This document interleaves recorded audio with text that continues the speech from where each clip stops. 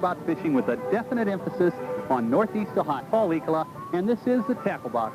Paul, what's in store for tonight's program? Bill, today we have lake reports, spoon plugging, fish profile, hot fishing tips, and loads more. How's that sound you, Bill? That sounds pretty good. We'll get right to that, but first, this message.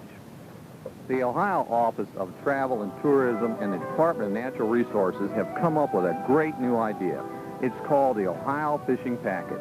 It contains a host of items which will prove invaluable to Ohio anglers. Some of the items in the packet include maps, fish identification pamphlets, bait guides, and other important information which will help you in planning a great Ohio fishing trip. Why, it even has a pamphlet telling when to fish and where to fish in Ohio. And if that isn't enough, Ohio has set up a toll-free 1-800-Buckeye number to give you up-to-date information on marinas, charter boat schedules, and current reports on when and where the fish are biting.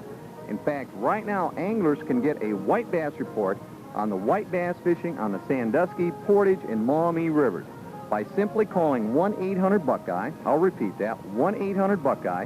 One of their fishing experts will help you get to a spot where the big ones are biting. Visit beautiful Ohio for great getaway fishing. After all, Ohio is the heart of it all. Okay, that sounds real good. And by the way, Paul, did you know there's going to be a spring fishing clinic in Wellington and a fishing derby in Dayton this week? You certainly caught me by surprise on that one. No, I did not know they were going to be and there. you know why I know that and you didn't know that? I think I'm going to find out here real quick.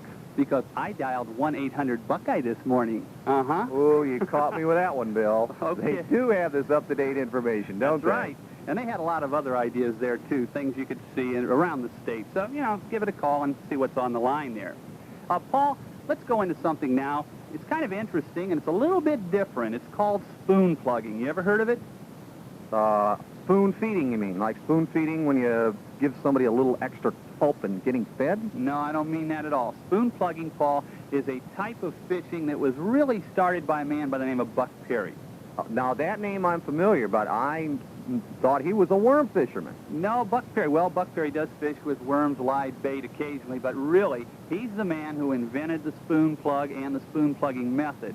I was talking to J.B. Aston of Wadsworth here just, I think it was yesterday or the day before, and they have a club out there that meets the second Wednesday of every month at the Goodyear Hunting and Fishing Club. That's on 1221 Wingfoot Lake Road in Suffield, and that's called the Ohio Spoon Pluggers.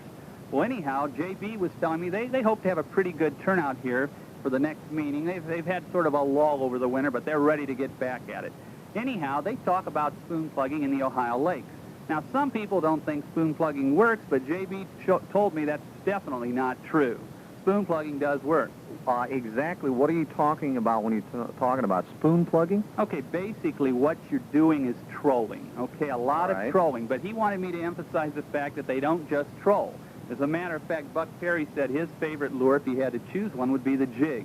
So once you locate the fish, then you can anchor down and work that area very thoroughly. In other words, they are maybe trolling with spoon plugs on structures such as drop-offs, and it helps them to locate the fish, and when they find a concentration of fish, they really work that area very hard. Right, that's exactly correct. Now, you could more or less spoon plug, I suppose, with a crankbait, but it wouldn't be as good, okay? Okay, I can understand. What's this spoon plug look like? All right, a spoon plug looks a little bit like, I guess, a shoehorn that a cow stepped on, all right? It's a weird-looking lure, I'm going to tell you. That's a weird description, if you ask me. Well, they've got a lot of different kinds of spoon plugs. They've got little ones that run a certain depth, and then the bigger ones run deeper. Well, actually, before the time of depth finders, anglers would explore the lake bottom just using the spoon plugs, and they got a very good idea of the bottom contour, and then they were able to fish it effectively. Because when that spoon plug was bumping the bottom, if it was hitting little bumps and gave erratic feels to the rod, he was hitting gravel and things like that. They could actually tell. Now, that's a key point, what you're saying. You know, when you feel that, that plug hitting gravel or hitting mud, you know it. But you don't know it if your equipment. He uses a very stiff line. It's called no-bow line, I believe. And this is a very stiff trolling line. He has a stiff, short trolling rod, and you don't put the rod in a holder. You hold it with your hand. Why do you hold it? Okay, if you had it in a holder, you're not going to be able to feel anything, see? So you definitely want to be holding that And rod. so if that lure is digging down and bumping the bottom constantly, and all of a sudden you don't feel any more bumping like it's just out there floating, that indicates that you've hit a drop-off where there's deeper water, possibly? Right. So, you know, again, you'd start shallow, run kind of parallel to the shoreline, keep working it, and so on. Now, with weeds, this can be a problem, but even on weedy lakes, these spoon pluggers are able to use this effectively, Paul. Okay, now, you're not saying this is the only method that you can use now this time of the year. Oh, I'm not saying it's the only method. I just wanted to highlight the fact that this is one method that's used, and J.B. himself pointed out that this is just one technique in fishing that you use. And he also pointed out a very good lake for a beginning spoon plugger would be, let's say, Berlin or Milton. And I am later going to talk about Milton when we get to the lake reports. How about Mosquito Reservoir? Mosquito Reservoir, I think you could probably do a little spoon plugging there. And I know you fish Mosquito a lot too, Paul, so why don't you give us a little update on that? Okay, Mosquito Reservoir, and this is hot off the phone and hot off some advice from some fishermen that I've just been talking to. The word hot is the word for mosquito this week. I was talking to Dan's Marina on Mosquito Reservoir, and he said the walleyes, crappies, and even the northern pike are really hitting. I did ask Dan, I said, what are they picking them up on the most? And he said Hottentots in the kind of red fluorescent colors. He said worked right on the bottom, are really doing very well. And I said, can you locate some spots for the listeners? And he said, well, of course, right off of Dan's Marina Harbor, he said they're doing well. But he said, really all over. If you've got a gravel bottom, some stumps, a drop-off by the cemetery, north of the causeway, there's a lot of walleyes being taken, and basically in 10 feet of water or deeper. Now, are those lures you use, you said those are bright lures or fluorescent? Fluorescent, and we suggested, I think, last week that Pymatuming chartreuse was a good color.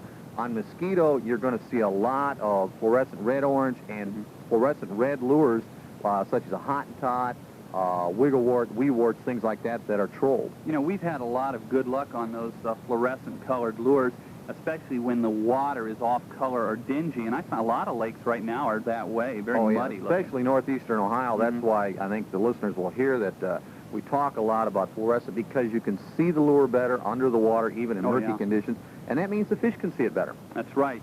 And, Paul, you know, another lake that's looking pretty good is Milton. Now, Milton is, I got this particular update by Henry Mayone, and you know Henry pretty well. And Henry is a good all-around fisherman. I mean, whatever it is, walleye, bass, panfish, he can catch it. So when it comes from Henry Mayone, you know it's some good information. He says they're picking up smallmouth and largemouth bass, and they're picking up a lot of these bass around the docks.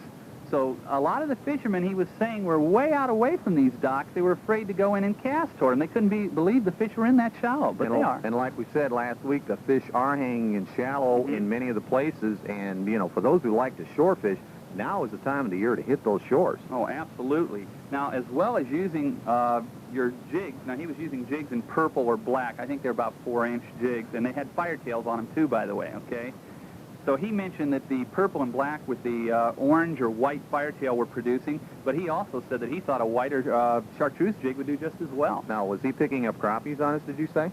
I didn't say, but he did. He got into some real nice... You were listening to him, too. I listened to Henry. I was taking notes. Okay.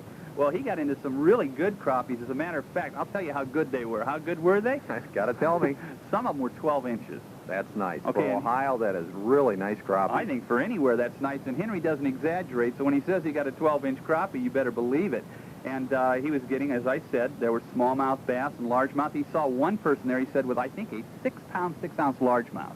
I can top that one. I can top that with a Milton story about a crappie fisherman who early this year took a 42.5-pound muskie. 42.5-pound muskie? Muskie. That is the word that I have now. I have to admit I didn't see it, but I have read about it, and I called some people from the DNR, and 42.5 pounds. I mean, that is almost Jaws swimming out there. That's unbelievable. That is just unbelievable. Well, I don't know. In the muskies, I don't believe they have any muskie out at Milton. Oh, yes. Oh, yes, they do. Right up in the river area, there are some really nice muskie. Up in the river? River section, and they will take them later on in the year down in the flats area. I thought they had pike there. Nope, they basically are talking muskie, and it's a pure strain that they're talking about. Okay, I guess mosquito is what I was, That's right. Mosquito, That's right. Okay, Milton, all right. Well, they both begin with M. I mean, well, what the heck, I got that mixed up. Okay, so by the way, too, I did want to mention when Henry is out there at Milton, not Mosquito, we're going to try to get this right, or I'm going to try to get it right. When he was out there, he was fan casting. That's not fan dancing, is it? No, not. What's the difference between fan dancing and fan casting? All right, he was putting out casts in a wide variety of directions. In other words, he said those fish were likely to be almost anywhere, and there was no real pattern to pick up. If you could find stumps or rocks, okay, cast to them. But in other words, you're going to have to persevere and have a strong wrist. Just keep casting. In other words, you pick a good spot near the shore, such as a dock, and you throw to the left side of the dock, you throw down the center of the dock, you throw to the right side of the dock, you throw a little farther right. You might throw 6 or 8 casts covering the area in a fan pattern before you move on again. That's right. Okay. Now, before we go any further, I'll tell you what, I think you have an exciting and informative tackle box tip. What's it on today? Do I have a tip? It's called Rod Tips. And this is a tip that many people... Wait, you have a tip on rod tips? Uh-huh. Okay. You like that? Yeah. I kind of like that. Okay. What this tip on rod tips is too many people will go out fishing and they'll hook into a really nice fish and the line will break. And they'll say, oh, that giant fish broke 12-pound test line. Well, probably, in some cases, when that line broke, it was not 12-pound test strength, because the tips of many rods, after they get older, start to get grooved. And when they get grooved, they start cutting into the line, which reduces the strength of the line. And when you have a tip that is worn, it will ruin all the line that you have, and you're going to lose a lot of fish on that. Now, how in the world do you prevent that from happening? Okay. You really don't. In fact, a lot of people say, how can that line cut through steel or aluminum oxide or ceramic guides? It's because the line, when it enters the water, will pick up sand or silica or dirt, and it acts as almost like an abrasive agent, and it cuts through the guides. You mean there's nothing we can do about this? Well, a horrible problem. The thing is, you have to keep an eye on your tip, not only end of the rod tip, but the stripper guide, which is the guide which is closest to the reel. And there's about 3 methods to check the tips out, and they're very quick. All you have to do is hold the rod guide to a bright light. If you see any grooves, that means they have to be replaced. If you don't have a bright light, take a cotton swab and swab around inside those tips, and if any of the fiber stays behind, that means that you've got something bad as far as a tip. And I know this one you'll like. You take an old pantyhose and run it inside that guide, and if that one sticks, you know that you have a defective guide. Why will I like that? I don't want to really get into that one right now. It's a family show, Bill. Go ahead. Okay. All right. Well, that's kind of interesting. Now, I would say, though, too, wouldn't you agree, as long as you get a hard surface on that rod tip, you're better off. Right. If you go out and buy those 35-cent special rod tip guides, you're going to have them last about 35 days. And really, you're not going to save any money because you're going to spool that expensive line out, and it's just going to tear it apart, and you're going to have to replace line all the time. So like an aluminum oxide or a hard loy rod tip would be better than, let's say, a steel or a chrome plate. Right. My suggestion is if you go to a place like Kames or any quality fishing tackle dealership, ask them. And Kames? Kames, I think I've heard of that place before. Okay, I'm glad you mentioned that. Well, Paul, we're going to be right back after this message. Why not let Kames Sports Center be your fishing headquarters?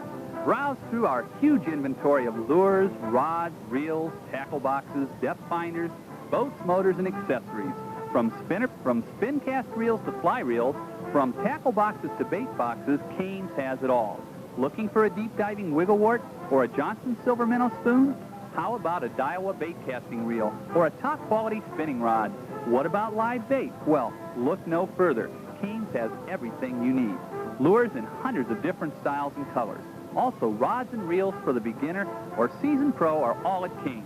We invite you to drive on over to 8516 Cleveland Avenue, northwest between North Canton and Greentown, and check us out. Make Kames your one-stop fishing headquarters, and you won't need to look all over the state for those hard-to-find items. If you have questions concerning the selection of the best equipment to complement your particular fishing needs, ask, and a member of Kames sales force will be happy to help. That's Kames. We have everything you need for a successful fishing trip. Wait a minute, Bill. What are their hours? I didn't hear the hours in that ad. Okay, the hours are, I just happen to have them on hand. I hope so. Monday through Friday, they're open from 9 to 8. Uh-huh. Okay. 9 to 8. 9 to 8, that Got gives that. you a lot of time, right? Okay. And Saturday, 9 to 5, and Sunday, they're closed. Okay. Now, I think, Bill, you have a fish profile that you would like to share with the listeners. What is the exciting fish today? Well, this is an exciting fish, although some people might not agree, and I'm talking about the bluegill. I like them. Okay, then you do agree with me. Mm-hmm. The bluegill is a fine fighting fish, and it's a member of the sunfish family. I believe there's about 30 members in the sunfish family. That's a big family. It sure is.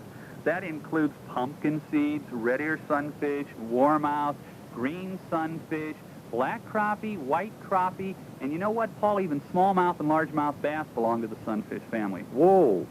Bass are sunfish? That's right, bass or sunfish. Now, when you're talking about white bass, they're really bass. And, of course, Sacramento perch are sunfish and not perch at all. And, of course, walleye are perch, too. And are you trying to confuse us out there? I think I did a pretty good You've job. done it. I am confused. Okay, but let's get back to bluegill. Bluegill are flat-bodied sunfish. They have very small mouths, and they don't jump when you catch them. And a lot of people say, well, you know, they're not really exciting. But, boy, Paul, do they pull for all they're worth. You know, we spend time fishing for them, and we admit to it because they're just great. They're really great fighting fish as far as, like you said, pulling hard. And if you can find a school of them, you can catch a bunch of fine-tasting fish in a short time. Oh, yeah, and on a fly rod or on a 4-pound line, an ultralight outfit, the bluegill really puts up quite a fight. And as you said earlier, they are great tasting. Okay, and that is a lead that I can't pass up because I'm going to talk about these bluegills. Now, Bill, I know that if I tell the listeners that you go fishing for them because the family likes to eat them, I mean, this is the truth. It applies to my family, too. And we want to talk for just a minute about cleaning these fish. Now, there's a problem that some people have, and it's not only with bluegills, but it's with all fish. They'll go out, catch a stringer full of bluegills, go home, and on the way, they'll throw them in the trunk when it's 80 degrees out, get them home after an hour's drive, and they'll say, boy, you know, those fish aren't very fresh. I'll bet. No, because you're already starting to parboil them in your trunk, and you don't want to do that. When you take the fish and put them in your trunk, put a little bit of ice in with them. In other words, keep them cool. I don't care if it's bluegills or if it's white bass or anything. You want to keep those fish cool. Now, once you get them home, the question is, should you scale them or should you skin them? That is, of course, a personal preference. If the bluegill, skin them. Well, we skin them, that's right. We used to argue about it. The smaller ones I used to scale and the bigger ones I used to skin, and now I skin them all. But Bill and I both agree that we want to fillet those fish because there are people out there who say, well, what I do is I like to leave the bones in because they're small. Really, if you get a good knife, and we mean a sharp knife, you got to have them sharp. In fact, I keep a knife sharpened down there, and I sharpen it about on every fourth fish. Then after the fillet is done, then we skin them. Now, wait a second. You have an electric knife sharpener? An electric knife sharpener? I thought that was bad for the knife. Oh, I can hear the knife industry out there just shuddering right now and saying, oh, you never do that. Right. And really, and the reason that it wears your knife down, and you've seen my fillet knife that I have, and it has worn it down. I mean, I've only used it for 20 years, and I'll bet I don't have but 10 more years left in that knife. So, you know, it will wear them down. I have to admit to that. But once you get them, you can, you know, boil them, you can bake them, you can broil them, but we French fry them. Loads of calories, and are they good when they're crispy brown? I think so. Well, you know, it would take a long time, and maybe later on another show we could actually talk about how to cook them up in the batter and the recipe we actually use, but we really are kind of running out of time because I want to get in a lake profile on a lake that I think is just beautiful, especially in the fall, and I'm talking about West Branch. West Branch, in my opinion, is beautiful anytime because of the fact that it holds some really good fishing. It's also, if you go to look for it on a map, sometimes you're going to say, where's West Branch Reservoir? Well, it also goes by the name of M.J. Kerwin Lake, and it's found in northeastern Ohio. In fact, it's found right in Portage County, so it's not that far away. And if you were going to go there, Route 5 and Route 44 intersection, just outside of Ravenna, would be a good place to start. Now, this lake is tremendous for what we call game fish, largemouth bass. It has a fair population of smallmouth, and a thing that is really causing excitement are the muskies and tiger muskies. Probably one of the best stories that I've heard so far this year was a gentleman and his friend were out fishing with night crawlers, and I think they were bullhead fishing from the bank, and the rod registered a strike. They set the hook, and after a tumultuous struggle... Big channel cat. No way. Oh. Let's get back to the muskies, and 42 pounds of muskie was wrestled up on the bank. Now, that was this year already. That's at West Branch. West Branch. I thought you said that happened at Mosquito. No. That was Milton. Had a 42-and-a-half pounder, I'm and not West gonna get Branch these had a snakes. 42-pounder. A lot of people don't realize that Ohio has some trophy Wow. muskies. I mean, this has been phenomenal. In fact, West Branch also has a tiger muskie, which I bet you don't know what it is. No. I'm going to tell you. It's a cross between a northern and a muskie. It's a hybrid, and the current state record of 26.5 pounds has come from West Branch, and we're looking forward to that being broken this year. I mean, it was broken 3 times last year, and twice it came from West Branch. Don't they have striped bass? No. Yeah, they do. They have some striped bass in there, and for those who aren't really that interested in fishing, it's a great lake for power boating, water skiing, and there is some camping. And the thing that I think that makes West Branch kind of unique is it's got a very rural setting. I mean, it's beautiful with all these coves and deep water and all that. I mean, you're really out in the country, but you are just outside of Ravenna and Kent. So if you need anything from the grocery store, a short drive, you're there. There's motels there, restaurants. So you can be right back in the city life, and 10 minutes later of driving from the city, you're back into the rural country's life. Now, It's beautiful. They also have a bait shop there where you can buy, I guess, sandwiches and popcorn and drinks. Yeah. I mean, there's a lot there for the persons who want a place to visit that has trophy fish, and it has panfish. We don't want to downplay them. They run about average size for the bluegills and the crappie. You can rent boats, like pontoons and motorboats, did you say? That you would probably want to check with the office there, and probably the best information you can get from West Branch is if you dial the area code 216-296-3239, because they do have 2 ramps there, too.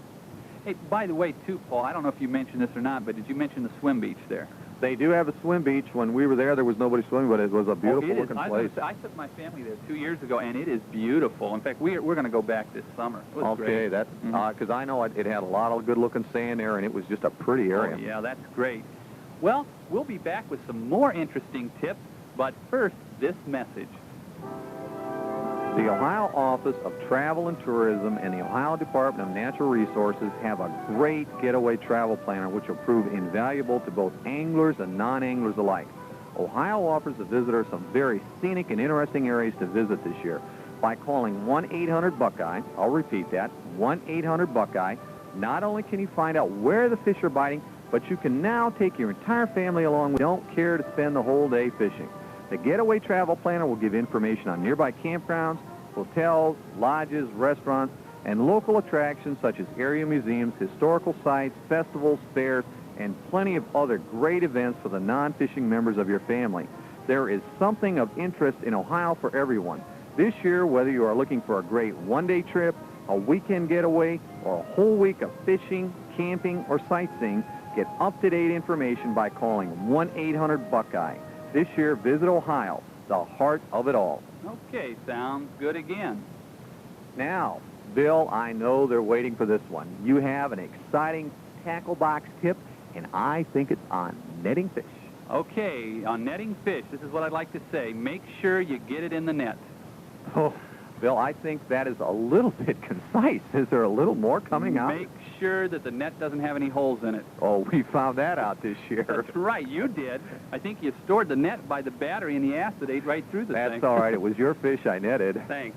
No, I don't want to talk about netting anymore. I want to talk about something totally different, okay? 2 tips and the 1 tip. That's good. Right. Go ahead. Okay. Well, I don't even know if I have a tip. I just want to complain about the weather a little bit. Now, we've been giving these the listeners out there all this great information, I hope it's great, on Mosquito, Milton, West Branch. And, you know, people are going to go out, and they may not catch anything. And a lot of the reason is, even though what we have is very current information, we had a cold front pass through, right? Oh, go through. When we went to Pymatuming this past Saturday, we walked out of the restaurant at 7 o'clock in the morning. You could see your breath. Well, I'm talking about what? You were out fishing, what, last night or the night before? Oh, last night it was cold. Okay, and you said before the cold front, you were getting kind of a warm rain, and you were catching fish. We were getting a lot of hits, and about every 5th strike, we were picking up a fish. Okay, and then the cold rain came, and what happened? Oh, they shut down, and when I say shut down, I mean we weren't even getting the fish following the bait. Okay, that's what I'm talking about, and very briefly, I'm just going to give 2 quick tips, and I do mean quick. First of all, it is very difficult to catch fish when a cold front passes through, so don't feel like you're all alone. But I would say switch to live bait, perhaps a live night crawler, fish it close to the bottom, fish it very slowly. And the second thing is perhaps a small jig with a 1/8 ounce or even a 1/16 ounce head. could help you put some of those fish in the boat. Right. Now, Bill, I think we're going to be able to talk about some of these methods, and we're going to discuss or probably have our little debate. Yes. But first, this message. Why not let Kane Sports Center be your fishing headquarters? Inventory of lures, rods, reels, tackle boxes, depth finders, boats, motors, and accessories. From spinnerbaits to crankbaits, from spin cast reels to fly reels, from tackle boxes to bait boxes, Kane's has it all. Looking for a deep diving wigglewort or a Johnson silver minnow spoon? How about a Daiwa bait casting reel or a top quality spinning rod? What about live bait? Well, look no further. Kane's has everything you need. Lures in hundreds of different styles and colors. Also, rods and reels for the beginner or seasoned pro are all at Kane's. We invite you to drive on over to 8516 Cleveland Avenue Northwest between North Canton and Greentown and check us out. Make Kane's your one-stop fishing headquarters, and you won't need to look all over the state for those hard-to-find items. If you have any questions concerning the selection of the best equipment to complement your particular fishing needs, ask, and a member of Kane's sales force will be happy to help.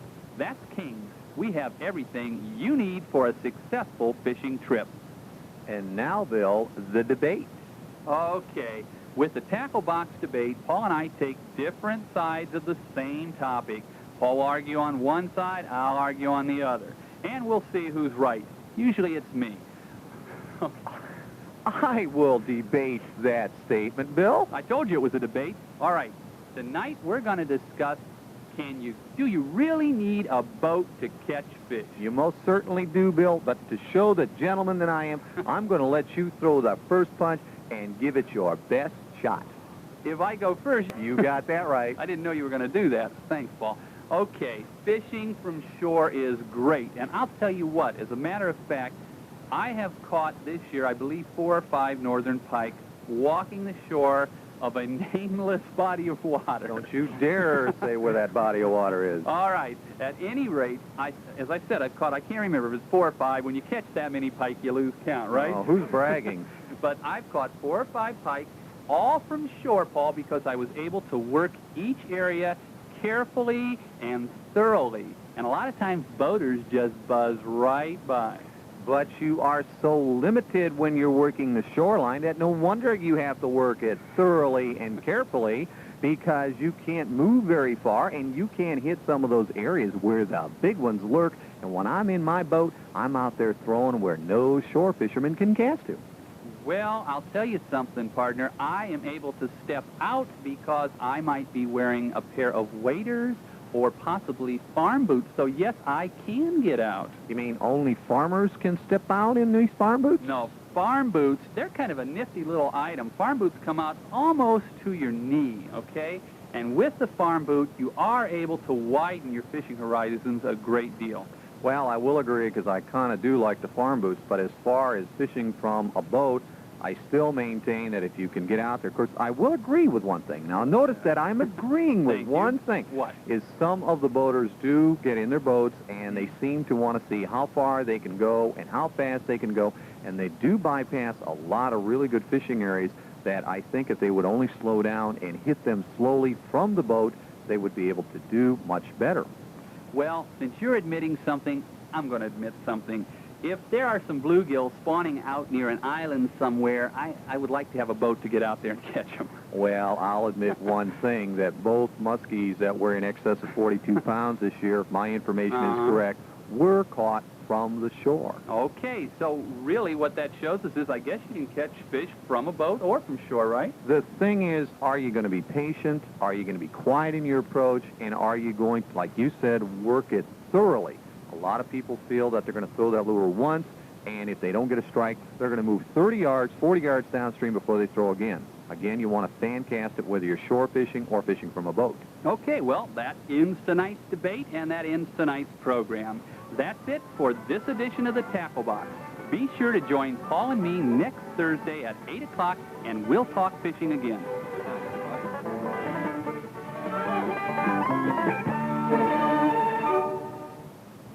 Will prove invaluable to Ohio anglers.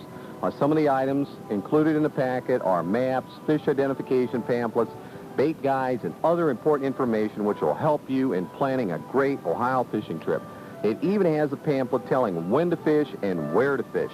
And if that isn't enough, Ohio has set up a toll-free 1-800-Buckeye number to give you up-to-date information on marinas, charter boat schedules, and current reports on when and where the fish are biting. In fact, right now, anglers can get up-to-date reports on the white bass fishing on the Maumee, Portage, and Sandusky rivers. The white bass fishing is now rated as being good to excellent on these rivers. In fact, in parts of the Sandusky River, white perch, crappies, bluegills, rock bass, sheephead, and both largemouth and smallmouth bass are being taken. For more information on these places or other waters around the state, call 1-800-Buckeye and have one of their fishing experts help you to get to a spot where the big ones are biting. Visit beautiful Ohio for great getaway fishing. After all, Ohio is the heart of it all. Okay, Paul, I called that number today myself, and I heard some of those reports you were talking about. Well, you know, Bill, I think you're going to find out that the information that they're giving is up to date. Like, they'll even give the clarity of the water level, and we have to admit that we were up in the Maumee River region, and we were fishing it, and the information that was passed on to us today checked out with what we found out this past weekend. Right. It seemed to be pretty accurate. They even told what lures to use. Well, we'll get into that a little show. Right now, I'd like to talk about the multi-species approach to fishing. This has got to be interesting. Multi-species. Right. In other words, a lot of people, when they go fishing, they have keyed in, and there's really nothing wrong with this, but they have in their mind a certain species they want to catch, like, let's say, bass or walleye, and that's it. Right. And this can run into problems. If those fish are hitting, it's great. Or if you work hard and the effort produces fish, that is also great. But we have seen many times where somebody says, I got to catch me a largemouth bass. They go out there, and 12 hours later, they're still looking for that one largemouth bass. And I think you're talking about me. It reminds me of our trip a couple years ago to Chautauqua up in New York, and I had an assignment where I had to get some photographs of a largemouth bass. And when we got there, we were launching the boat. We had just put it in, you remember. Oh, most vivid. A guy came up, and we said, how did you do? And he pulled out a stringer of beautiful walleye.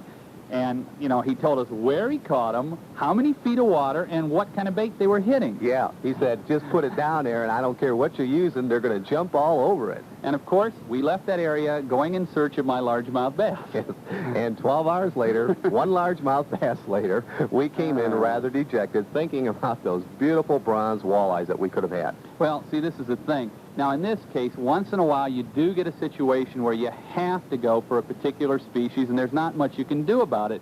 I know you were saying a couple of weeks ago, you were out with a guy, and he had to have walleye, not really for any assignment or anything, but he just wanted to catch walleye. That was right, it. and we're not faulting somebody who is a purist or an enthusiast who that's all they're going to fish for. But most people want to catch fish, and whatever's hitting, they'll fish for it. I am faulting the purists. I'm sorry. In other words, you've got a guy out there, and he's so doggone bullheaded that all he's going to go for are walleye, and that's my whole idea here. I'm saying, don't be so doggone rigid. In other words, if the walleye aren't hitting, for Pete's sake, why not go in, look for some bluegill or crappie or whatever is hitting? Right. In fact, we were just talking to a friend who had been walleye fishing, and he had taken one fish, and then after several hours hadn't taken any more. And he put down his walleye rod and picked up his crappie rod and started fishing for crappies. And I think he took 15 or 20 really nice crappies, which made our nice fish fry. Okay, that's right.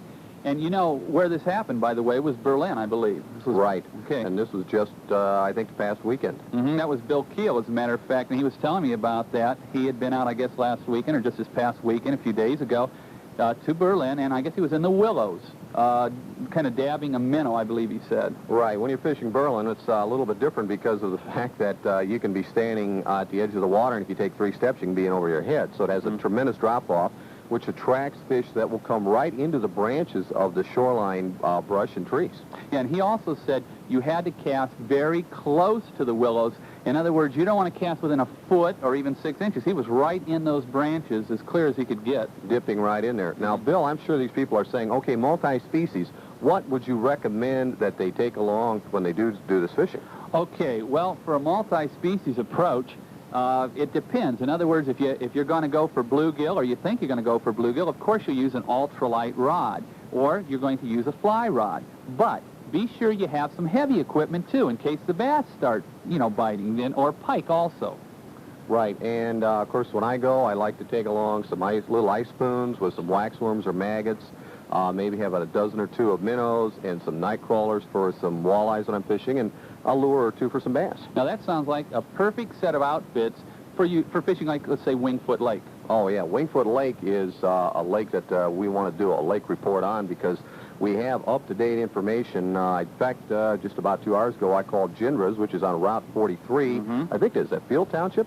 I believe so. Right. I'm not sure. It's anyways, it's if you take Route 43 south from Mogador, and just south of the 224 intersection of 224 and 43 is Wingfoot Lake. Now, there's a lot of dispute as to the size of this lake, You but bet. we say around 500 acres. I think we would be somewhat close enough, right? But anyways, I was talking to Mrs. Gindra's, who has camping and boat rentals and a boat launch and all kinds of things, and she said the bluegill fishing is now exceptional, and they are catching them in deep water. Of course, deep water in Wingfoot is anything from over 6 foot deep because 14 feet is the deepest water. And she pinpointed it by saying between the Goodyear Hangar and the Floating Tire Islands. Notice I said Floating Tire Islands, and these are not discards. They're purposely put there to attract fish. She said persons using pin mins and maggots are doing very well on bluegills. And I said, now, come on, how big are they? She said they're good eating size fish, 6 to 7 inches, and that is true because this is about the size of fish that we get. These fish are a little thicker across the back, so when you say 6.5 inch bluegill or 7 inches, you're talking about a decent fillet. They also are taking some crappies in this deeper water and are getting them on minnows where the minnow is about 5 feet from the bobber. Yeah, and if you go off of Gindra's there, that's off of what, Route 43? Route 43, okay, correct. Just past Mogador. If you go off of Gindra's, I think they also have boats there that you can rent, I believe, or you can launch your own boat, right? You can launch your own boat, and something unusual about Wingfoot is the fact that being what you could consider a smaller size lake, I mean, it'll take you all day to fish it. I think there's about 4 or 5 places that rent boats there. You know, we discussed that. That it's is amazing. That's unusual. I mean, you all over the place, you see a person with maybe 5 or 6 boats that they rent, and some of the boats rent for like $5 or $6 a day. I mean, it's a tremendous price. That is good. So there's also those little bays I always liked in Gindra's. Now, you didn't mention those, but, I mean, close to Gindra's Right. on the left-hand side as you go out from Gindra's. And then also, I guess there's a couple up on the right-hand side, Right. too. The unusual thing about the bays is you always hear about fishing those sticks down south where you fish the Right. trees and all that. And there it is. I mean, there's these bays that stretch for acres, and they catch some nice bass out of there. That's right. The larger bass don't seem to be hitting as well right now, but they seem to be catching plenty of bass. And, of course, if I was fishing, I'd be running a spinner bait right through those stick-ups back in the back bays. And if you got a lot of nerve, maybe a jig also, just kind of let it drop Right. on down. I'd have a weedless, like a fiber guard jig with probably a 6-inch black worm or grape-colored worm or whatever your favorite plastic worm is. Yeah, Wingfoot can be a real good lake. As a matter of fact, and this is no exaggeration, and sometimes in an hour and a half or 2 hours, you can actually catch 100 bluegills.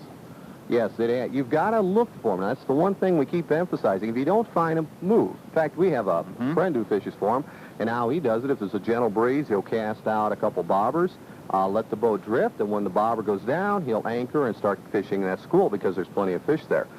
You know, what you said about moving also applies to shore fishing, and I'm not specifically talking about Wingfoot. The shore fishing possibilities are very limited there, although you can do it. Right. I think you have to pay, though, to do it. Right. And let's get another thing straight. That is a pay lake, but it only costs a couple of bucks to launch your boat, or, like you said, $5 or $6 to rent it, so it's really not bad at all. Right. It's very reasonable. Well, getting back to shore fishing, and I'm thinking of a couple of lakes where shore fishing possibilities are good. And I'll be real brief on this. First of all, Mogador and also North. And I was at North last night. Okay, now North is in the Portage Lakes chain. This is in the Portage Lakes chain off of Portage Lakes Drive, which is off of Manchester Road. Well, at any rate, you know, we had another cold front go through, Paul. I'm not going to ask you how cold, but I know it was cold enough to shut the fishing down. That's the point. It was cold enough. And if you stay in one spot, as a lot of the people were doing at North, you don't catch many fish.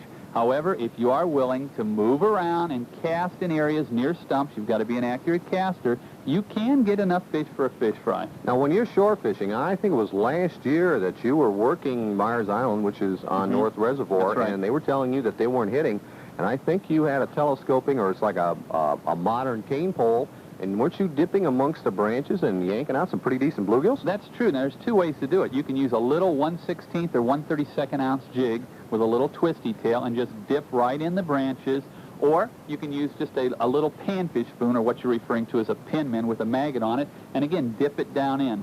sometimes with no bobber, sometimes with just a little ice fishing bobber. And the same thing with Mogador. Walk around, stay on the move, get a couple of bluegills here, and then move on down the line. Now, let's stop about that. I think we have enough time to squeeze in an interesting and hopefully exciting and informative tackle box tip. Oh, do I have a tip for him out there today? How about real lubrication for real protection? Okay, that sounds really you like good. That one? I like that one. At least I did. The thing is, a lot of people will go out and spend some good bucks for their rods and reels, and especially the reels, since they have a lot of moving parts in there, they're going to wear. And some people, unfortunately, think that once they oil them at the factory, that oil is going to last for 97 years.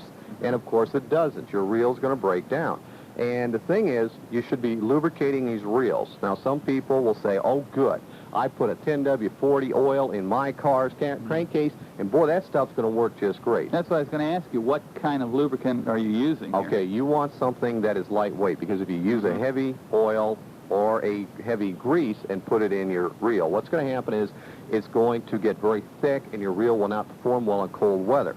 So we will use a light reel oil. Probably for the first-time user, if you go to a place that sells tackle, get a name brand reel oil and oil everything that moves except inside where you have what are called drag washers. And when you buy the oil, you might just have the guy take a look and say, now don't oil this, but oil everything else. And remember, a little dab will do you. Do not over oil. Just get a little bit of oil on everything, including the handles. Now, we are going to have a fish profile coming up, and it'll be a fish that we've never covered before. But first, this message. Why not let Kane Sports Center be your fishing headquarters? Browse through our huge inventory of lures, rods, reels, tackle boxes, depth finders, boats, motors, and accessories. From spinnerbaits to crankbaits, from spin cast reels to fly reels, from tackle boxes to bait boxes, Kane's has it all. Looking for a deep diving wigglewort or a Johnson silver minnow spoon? How about a Daiwa bait casting reel or a top quality spinning rod? What about live bait? Well, look no further. Kane's has everything you need. Lures in hundreds of different styles and colors. Also, rods and reels for the beginner or seasoned pro are all at Kane's. We invite you to drive on over to 8516 Cleveland Avenue Northwest between North Canton and Greentown and check us out. Make Kane's your one-stop fishing headquarters, and you won't need to look all over the state for those hard-to-find items. If you have questions concerning the selection of the best equipment to complement your particular fishing needs, ask, and a member of Kane's sales force will be happy to help. That's Kane's. We have everything you need for a successful fishing trip. You know, Bill, that's great, because right now, if you wanted to try a new lure, I think this is the time of the year to try it, because the fish are more actively feeding, and you have give the lure a better chance to work and see how it performs. Too many people will try it in the hot summer when they're not hitting as well, and they'll say, well, that lure doesn't work. So if you're going to buy a new lure, I'd say buy it now. And I'll tell you, speaking of trying out lures, this next fish that I'm going to talk about, this is a good one to try just about every lure in your tackle box with. This is called the white bass. Oh, I love them. I have wrote an article on it one time, and it was entitled White Lightning, because they are. Oh, they sure are. They just thrash up the water and just tear up the lures. I mean, they can be so much fun, it's incredible. Not only are white bass fun to catch, they'll hit virtually any kind of lure you throw their way, providing it's not too large. And even some of the big spinnerbaits, bass size, they will hit those too. Well, the thing is, the beauty of the white bass is when they get into a feeding frenzy, and we are not overstating the case when we say frenzy, these fish will go crazy. We have sometimes had a fish on, bring it to the boat, and it is escorted by 5 or 6 other white bass trying to rip the lure out of its mouth. Okay, they'll also hit live minnows too. And sometimes, though, even though these white bass will hit just about anything you throw their way, there are times when they're very selective. And if you look and check out very closely and notice the size of the bait fish they're feeding on, try to match the size of your lure to the size of the fish that the white bass are feeding on. Oh, most definitely. But there are times that we have found out when they're really hitting, sometimes you might be catching 8 to 9 inches long. We have taken deep diving crankbaits in the chrome colors. Now, these are pretty good sized lures, 2, 3 inches long. Thrown them out, and when they're running 8 to 10 foot down, we'll catch bigger white bass. That's right, and we were out just last weekend looking for some white bass on the Maumee River, and I think you're going to talk about that whole area in there. Yeah, we have kind of a different approach today. Instead of doing an individual lake, we're going to do an area. We had an outdoor riders convention in Lima, Ohio, and we came across some really interesting places, and we thought we would share them with you. First of all, if you've never been to Lima, this place is flat.